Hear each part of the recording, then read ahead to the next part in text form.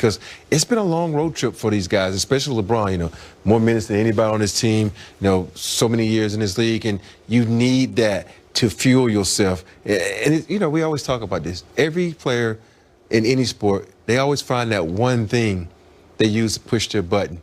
And I think tonight that pushed LeBron's button, and he was able to come to, because I was worried about him getting in double figures tonight. Yeah. But that moment pushed him through. Big game. I remember you used to tell me, I think it was Washington, when you guys would play, there's always a guy that would just be yelling at you, and he'd be reading books and reading things about you. I mean, and now all of a sudden you imagine him not being there, right? Yeah. All of a sudden you're in an arena and it's quiet. So it was probably nice to have someone heckle these guys tonight. Fans are awesome, whether you're at home or whether you're on the road, especially when you're on the road. Sometimes you walk into the arena, you don't know how you're going to play 30 to 35 minutes, and then someone looks at you and says, "You worthy, you suck." And then all of a sudden, that wakes you up, and you drop 30, 35 points, get on the plane and get out of there. So fans are critical. I agree with you, Rob. You know, that woke LeBron up, and he finished it out. Big Game was telling us off the air, it's a while back, but always on the road, late in the game, when you know you got that win, you'd always kind of find someone in the crowd and give a little. You say, "Excuse me?" At the end of the game, they were chirping a lot in the third. What'd you say? But, you know, over years, I'm sure Rob too, I met a couple of them. I met 2 or 3 hecklers that were, you know, had a beer with them, and it's just nice. Big Game became friends with They're fun people. I became friends with Don't one take also. it too seriously. You know, there's maybe 1 or 2 that you just never want to meet, but there's a few that I met that were really cool. Before we go, Brez, toughest road game you ever had at Buckley High School? At Oakwood, Mitchell Butler ended up playing at UCLA, and in the pros, he scored about 65 on us, including like a reverse. Big crowds at Oakwood. I'm sure you was guarding for 64 of those like points, 17 right? people, typically, at Buckley.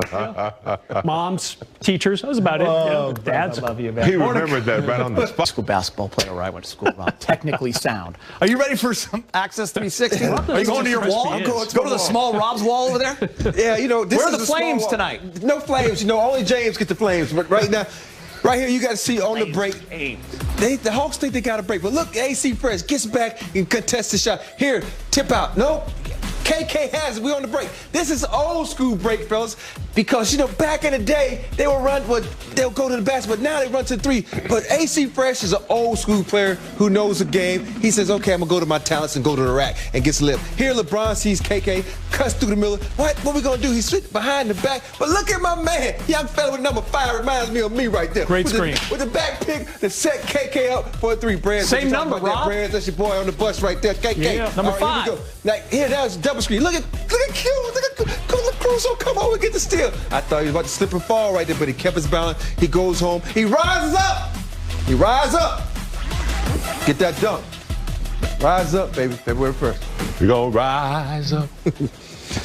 Hey, I know people at home was wondering where my fire was, but you can't get the fire all the time, man. So the walls aren't always going to be. And I got to keep you on your toes. I just can't give you fire all the time. Sorry, I even asked. All right, All right. more to come on Access. Monster Trade.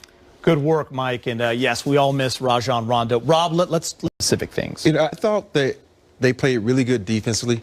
They kind of shut down the paint, even though Capella got some points in that. Like James said earlier, the last game is always the hardest game.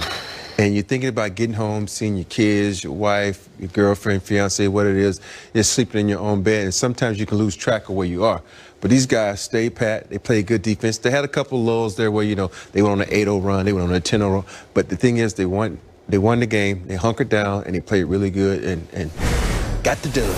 Yeah, I remember Big Game James talking about going 5-2 before the trip. You told me, James, on air, you would sign up for that right away, and that's exactly what they did. You knew this would be a tough trip. You looked at the teams they were playing. That fourth quarter, James, was huge. You're seeing the highlights right now. 11-0 run to start the quarter, James. Then a little stagnant there.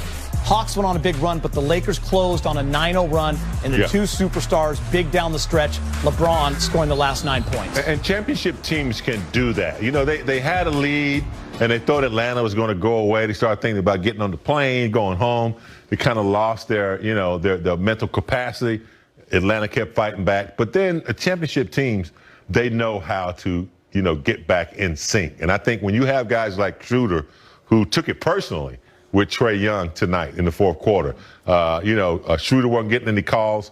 he got up in Trae Young defensively, and then Caruso all over the place. Extra possessions, anticipating the pass, that big dunk. That's what they do. They're very active. And then Trez, he's always bringing the energy. So they did what they had to do in the fourth quarter to close it out. And then the King, that's why he's called the King.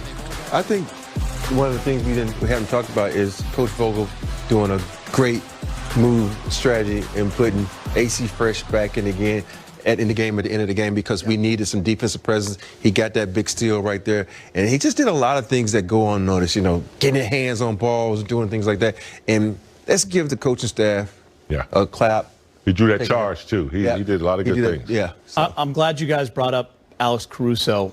I mean, we all know it. Laker fans know it. He's a fan favorite, but everyone who watches games religiously, like we all do, what a winner is. He is, and you know what a big part of what the Lakers do is because guys like Alex Caruso play their roles. I mean, he started in a Game 6 of an NBA Finals.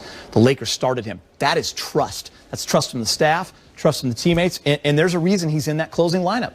Big game James. And then tonight he gives you offense as well, but just the smart heads-up plays, the tough plays, the running down and getting in front of Jaylen Brown just to slow up the Celtics a couple of nights ago. He's just been fantastic. There's anticipate where things are going, read the plays, kind of know where things are going in the flow of the game. He's really smart, and he puts his body in places where the action is. And he usually ends up, with a deflection, a charge, or aggravating the offensive opponent. He's a nightmare, and I don't think opponents like to see him. He's just really disruptive, and he's always got his head and nose on the ball in the game, coming up with huge plays. I mean, that stepping in there and that steal he had, and then that extra possession. We've seen that on this road trip at least 2 or 3 times where he's tipped it out and got big possessions. Those are huge plays. But I also want to point out, you kind of mentioned it earlier, you always talk about a helpful assist. He saw what LeBron was complaining about a call he didn't get. He runs down and see the big not paying attention. He steps in front of him and draws that charge. Mm-hmm. That's huge because LeBron's not back.